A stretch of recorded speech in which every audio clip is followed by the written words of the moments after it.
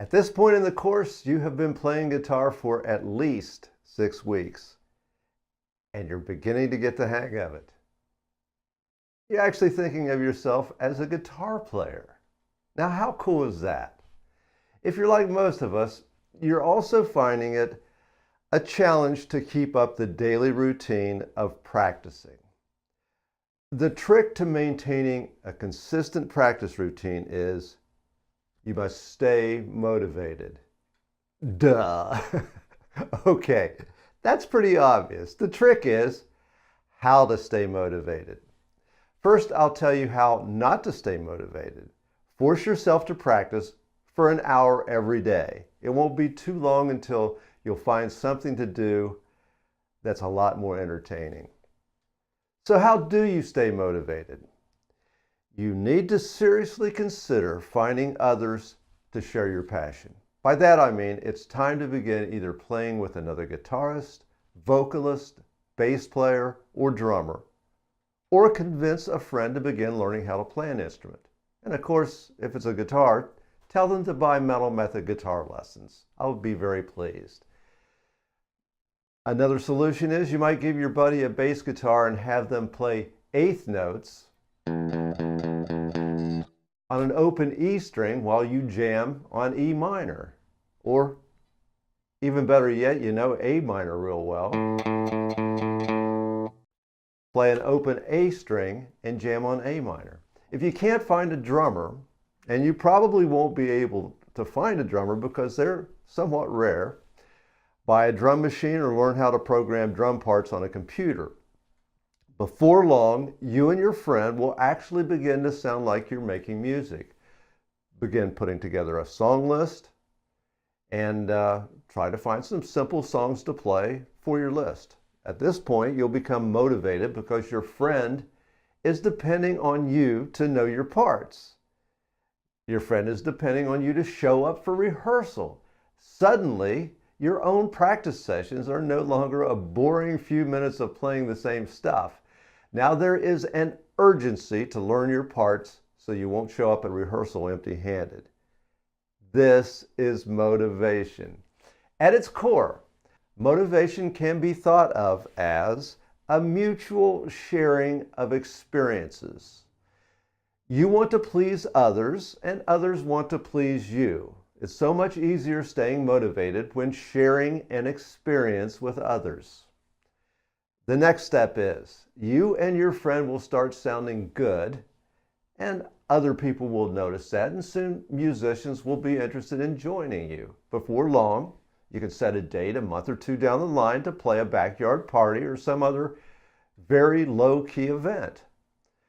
Although the thought of performing in front of others probably makes you feel nervous, you can accomplish this one small step at a time, and there's no better time to start than right now, today. All right, moving on to the lesson. Exercise 1 isn't really an exercise. It's a single note used to demonstrate rhythmic notation. The first measure is a whole note. A whole note is held for 4 beats. The next measure shows a whole note rest. 4 beats of silence. The next measure is a half note. The note value is 2 beats and it's followed by a half note rest. The next measure includes 4 quarter notes. Each have a note value of 1 beat. The 4th beat of the measure is a quarter note rest. After that, we have eighth notes. 2 notes per beat, 8 eighth notes per measure. Next is 16th notes. Measure 7 shows eighth note triplets. There are 3 eighth note triplets per beat. That's followed by 16th note triplets. There are 6 16th note triplets per beat. Measure 8 shows a dotted half note. A dot increases the value of the note by half. So a dotted half note is held for 3 beats. Measure 9 includes 2 dotted quarter notes. Since a quarter note gets 1 beat, a dotted quarter note is 1.5 beat. equivalent to 3/8 notes. The measure includes 2 dotted quarter notes, so that is 3 beats, and the measure is completed with a quarter note. So the measure is a complete 4 beats. The song is in 4/4 time. 4 beats to the measure, and a quarter note gets a single beat. Every measure must include a complete 4 beats. Some of those beats may be rest, but there must be 4 beats in every measure and no more than 4 beats. If you're composing in Guitar Pro, you might end up with a measure that's highlighted in red. This is a warning that the measure is incomplete or includes more than 4 beats. I found that you really learn about note values, rhythmic notation, when you actually begin composing your own licks and leads, and that's very easy to do and recommended to do in Guitar Pro. Exercise 2 shows another open chord, A minor. It is fretted just like E major, which is like this, but dropped down a set of strings. And it just occurred to me, I haven't taught you E major yet.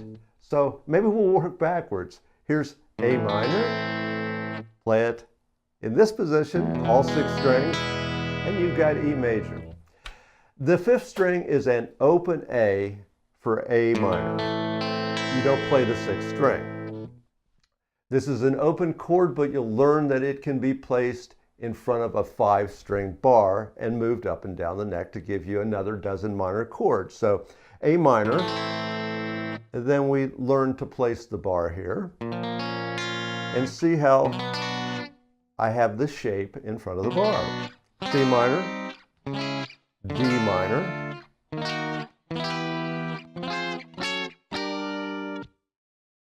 Exercise 2 shows an 8th note strumming pattern on the E minor chord.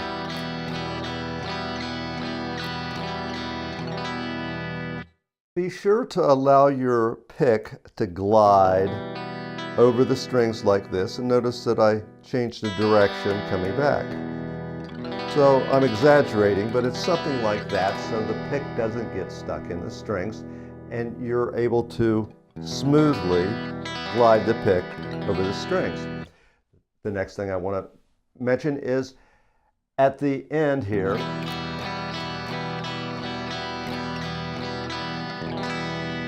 there's a quarter note, which gives you a chance to think about the chord change and make the change to A minor. Same thing here. Have a little bit of a break in the action before going to the E minor chord. Another thing I want to mention is, in the A minor chord, the 5th string open is the root note. I don't want the 6th string to sound. So I have my thumb slightly touching the 6th string to mute it when I'm playing the A minor chord. Another thing to consider is the change itself.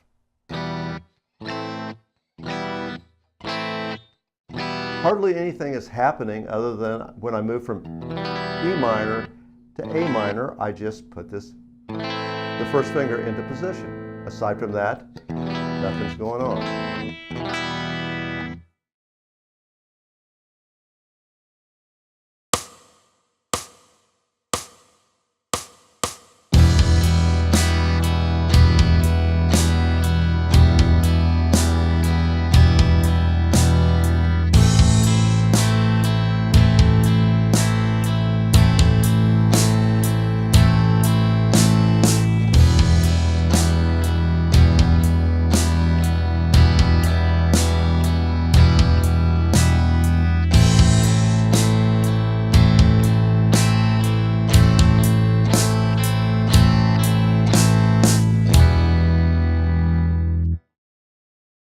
Now for exercise 3. The main thing about this one is the rhythm, very much like the last one. You already know these chords.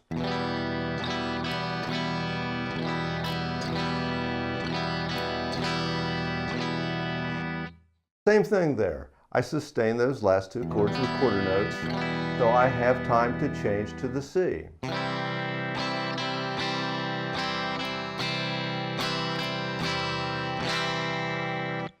And just like in the last chord progression in exercise 2, I want the C note to be the root note. I don't want there to be a lower note, which would be an open E.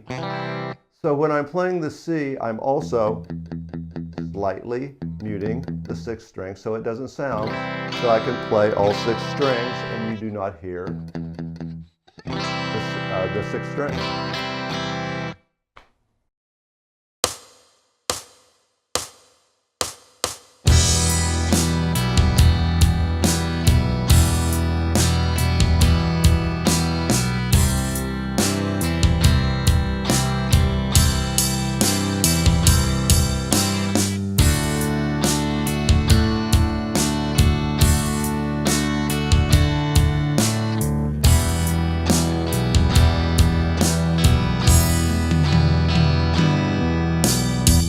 On to exercise 4.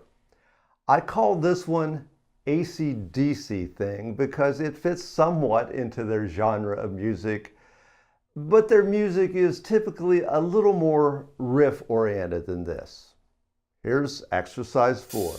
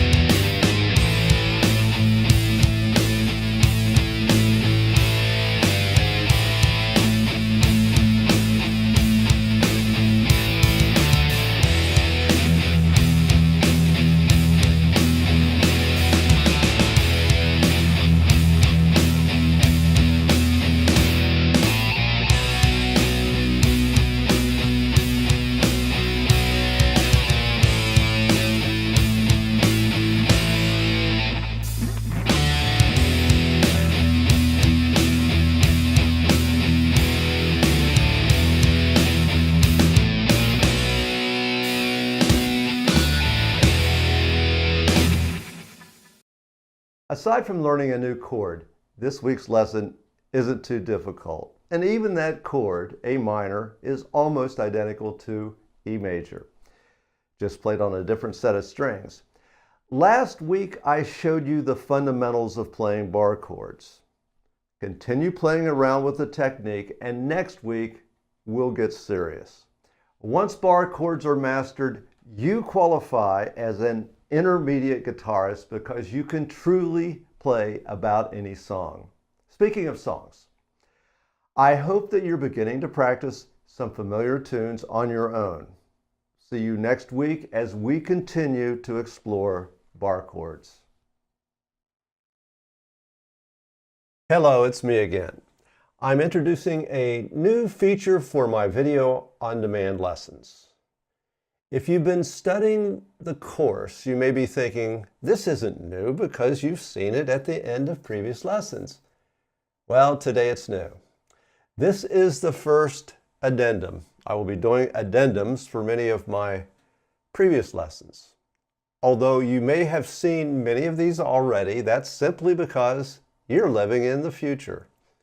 And I'm here stuck in the past, way back in March 2016. By the way, An addendum is a section at the end of a book that gives a brief update and possibly corrections.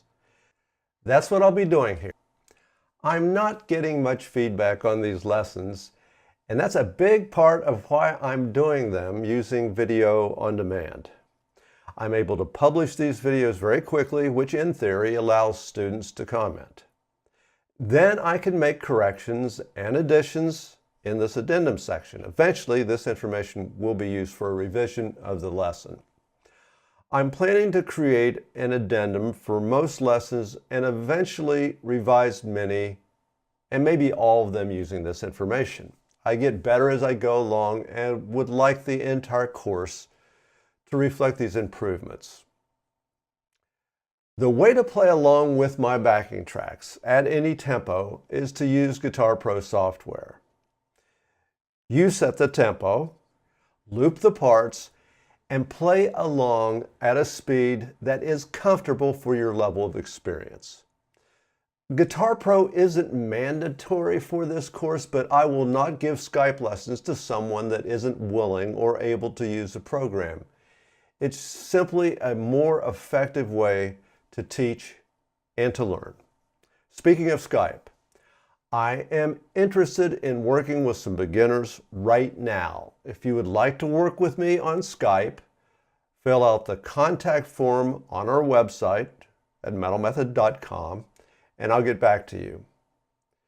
Now on to clarify some sections of the lesson. The PM over the tab in exercise 4 doesn't mean it's getting late.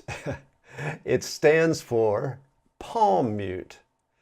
That's the technique when the picking hand palm rests lightly on the strings to slightly mute the sound.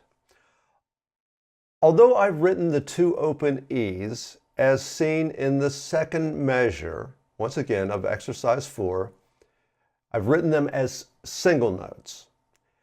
It's okay, instead of playing the open E as single notes, to play them as fifth type intervals, power chords. You can do this occasionally as you're playing the song, and you might hear me as I'm playing it slightly slip into this too. But anyway, it's okay to do it occasionally when you're playing the song, or even all the time if you find that easier. Notice in measure 20 that I'm playing both notes at the end of the measure with my first finger. These single notes that are played to transition into the next measure are difficult to play. They are actually too difficult for your level of experience. If you find them too challenging, don't play them and return to this exercise later. Even the open D and A strings, as seen in the third measure of exercise 4, are difficult and not absolutely necessary to play if they're too challenging. Exercise 4 requires a massive amount of distortion and constant palm muting to keep the sound reasonably clean.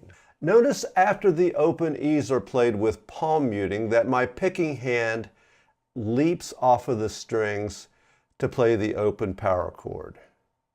That's the end of this lesson. See you next week.